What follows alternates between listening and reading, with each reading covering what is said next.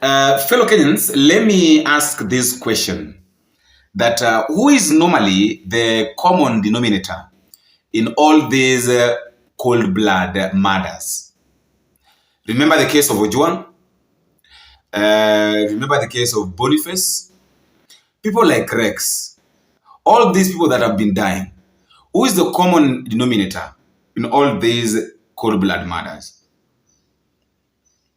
That is what I would like to talk about. And also, another issue of Fred Matiangi. We all know that Fred Matiangi yesterday was being interviewed by Sam Gituku, and I would like us to listen to some of the conversations, the way they were speaking. But before that, let me quickly remind you that if at all we are meeting for the first time, don't forget to click the subscribe button, and also request you guys that I'm having a funeral, which I'm supposed to travel for the burial next week. And I would just request you that if maybe you are in a position, or maybe you are willing to support me, you can just support me. You can just tell me that, Buni, I'm supporting you in this, please, whatever you're going to do, you can do it together. It is not like I'm forcing you guys, but if you're willing, you can just help me via the number, that number on the screen. Just send me 100 shillings, 50 bob, 1,000 shillings, 500 shillings. It will really be of help to me, guys. Because I've really done my part, and I feel like I'm overwhelmed.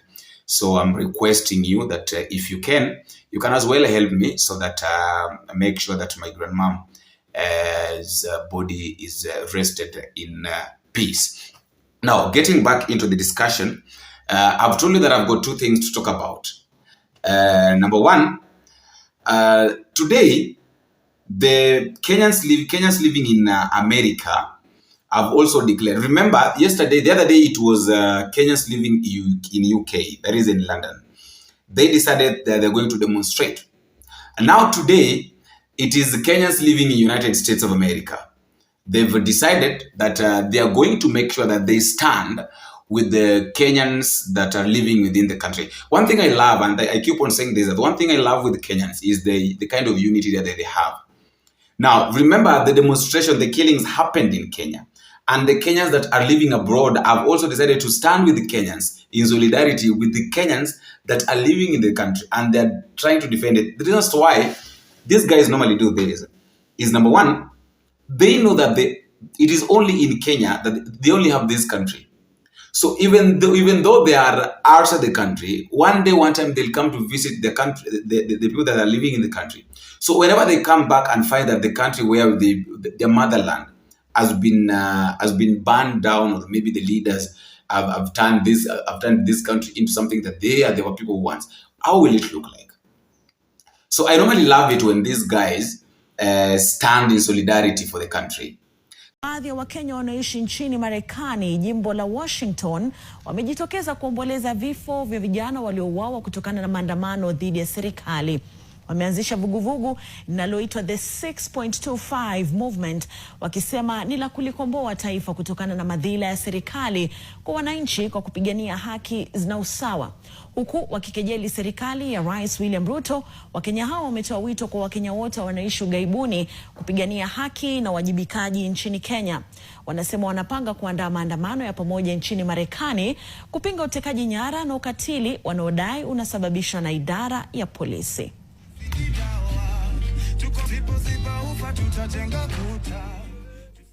Albert Ojwang was a teacher, and he wrote something about police brutality and corruption, and they took him from his house and took him all the way to Nairobi and killed him. Boniface was, on the day of the protest, protesting against police brutality. He wasn't even part of the protest. He was selling masks. And the police just point blank gunned him down. Telling these police, even now in this moment, shoot to kill. Ukiwaona wakikaribia hapa kwa polisi, shoot them. Even now, they can still say that. It's infuriating. It's infuriating. It's because they don't respect us. We are behind you, right? We have lost these children. We have seen how painful it can be. We are behind you. When Gen Z say we see no future, it is true. They see no future. So Gen Zs, I'm so proud of you. Story number 2 is the issue of Fred Matiangi. Fred Matiangi was being interviewed yesterday by Sam Gituku, just like I've said. We all know that. And I would like us to listen to some of the conversation. Number 1 question that he was asked by Sam Gituku was the question of how will he get funds how will he get money for the campaign. Of course, you and I knows very well that campaigns in this country is normally very expensive, especially the presidential campaign, because people expect, and that is where we normally mess up. People expect you to give. You know, the moment people expect you to give, people that are supposed to give you votes, expect you to vote, to give them money so that they can, in fact, you buy them. So you as the president, at the back of your mind, you know very well that when I get power, I'll make sure that I get all this money back. That is what normally happens. Like, nimekupa hela wakati ambapo nataka unichague. So baada ya kunichagua mie, wakati ambapo utaingia kwenye kiti, kile ambacho nitafanya, jambo la kwanza ambalo ndalifanya, sitafanya kazi jinsi ambavyo linastahili. Nitahakikisha kwamba ile hela ambayo nilitumia ku campaign nikiwa hapa nimeregesha kwangu. Nikisharegesha ndio nitaanza kuona kama nitafanya kazi. So what normally happens is that before these guys work for us, they make sure that they get the money that they used to dashing to us during the time of campaign for us to be okay, for them to be okay, for us to elect them. And this, I think we need to stop this mentality of a leader must give us money for us to come during the campaign for us to elect him or her. That is where we mess up, and that is why now we find that most of these leaders can't work for us. They only work for their pockets. I really love the answer that Fred Matiangi answered. Fred Matiangi told Sam Gituku that now you mean that I should not seek leadership because it's expensive. I want us to listen to this. Yeah, but now, how do you plan to finance your campaign? I don't think that's for public discussion, but the truth of the matter is that when you go into a campaign, you engage with, you seek donors and support. You know, people support you for your campaign. I'll seek support from well-wishers and those who believe in me or believe in my leadership, and those who want to work with me to support our campaign. I have no money to bribe people and go pay voters and so on and so forth, but I would ask for support from friends and well-wishers like anyone does. Campaigns are expensive in this country. You are telling me. You don't know. Surely, Dr. Fred, you know that. So what are you suggesting? That we don't campaign because it's expensive? Or we don't I'm just asking about your plan. We don't seek leadership because it's expensive? Not exactly. I'm just asking how you're going to finance that, because it's usually expensive. I will do it the logical, open, transparent, and lawful way that it would be done. I'll seek support from well-wishers and donors. I don't know whether you agree with this when Matiangi is saying that Kenyans don't need an all-knowing leader.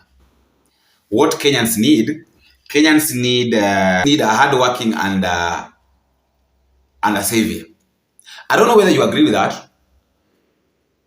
Because an all-knowing leader like William Ruto, now see what he's doing for us. Are you really seeing what William Ruto is doing? William Ruto is a PhD holder, an all-knowing leader. And right now, an all-knowing leader is leading us nowhere. So I really don't know whether you agree with that statement of Fred Matiangi. Of course, you know, I am now working with my colleagues in the opposition, generally, and having conversations with several leaders in the country, and engaging with Kenyans from various walks of life on the future of our country, with the intention of seeing what we can do to fix some of the challenges we are facing in the country and how best we could take our country to the next level. As you may have noticed, and I think I've expressed myself elsewhere before, Kenya does not need an all-knowing savior or ruler for that particular matter. The country needs a hard-working, honest, consensus builder or leader to mobilize the country and create a level of trust in the people of Kenya to invest their energy and their focus in moving a country to the next level. And I would like to make that contribution with my colleagues in the opposition and all Kenyans of goodwill in a way in which we will focus on the. The last statement that I've heard from Matiangi is he was trying to explain how they suffered when William Ruto got into power. Remember, Fred Matiangi is among the leaders, as among the CSs who are working under William Samoei Ruto, or under William Uhuru Kenyatta, under Uhuru Kenyatta, and immediately when William Ruto took power, they were all kicked out. And none of them came back. So he's trying to explain, he's trying to give us a narrative of how they really suffered at that point, and it doesn't work. He doesn't really want to talk about it. It's an incident I would not like to really discuss because it evokes very painful memories and frustration I would like to completely forget. Because it is true, and later on now after the fact, even senior security officers in the country have spoken to me about it and admitted that about the plan and all the things that were planned for my residence. And as I said, it's something I would not like to talk about because it was a very unfortunate incident. It's part of the harassment and frustration that many of us went through after the transition of government, which I personally would not like to see happen to anybody in this country at all. I think the less I said about that incident, the better for me, and I would not like to revisit it. The circumstances around it were very, very frustrating and traumatizing, not just for me, it just, for my family. And there are many people with whom I served in government, including the former president, who went through a lot of challenges in 2023, occasioned for no particular reason. I would not like to go back to those issues. I decided to try and forget those things, just, forgive those who are involved in it and just carry on with life. Because some of those are very painful things that I don't want to think about. When you wake up in the morning and find your passport details and your travel details are exposed to the public, they have been published by a government agency, and you did not leave the country secretly. You have actually done what you are supposed to do as a cabinet minister, because you remember that time the cabinet had not been sworn in, and the head of public service had told us that the new president had requested that we all stay in post until the new cabinet is sworn in, which means that to leave the country, I had to go and talk to the new president and ask permission to leave the country. And I actually spoke to the new president and informed him about the reasons for which I was going to the UK at that particular time. Now, when you have traveled in that kind of manner, in a very official manner, and then you get state agencies publishing your passport details, your travel details, government officials claiming, or bloggers associated with the government claiming that you have run away in a cargo plane and so on and so forth, what can be more humiliating and very frustrating to you as an individual? And nothing has happened. It's just a change of government that has happened. After all, guys, that is just my thought, and that is all I have for today. Let me know what you think in the comment section concerning those statements of Matiangi and also the plan of the people living in United States of America planning for the demonstration in solidarity with the people that lost their lives during the demonstrations in Kenya.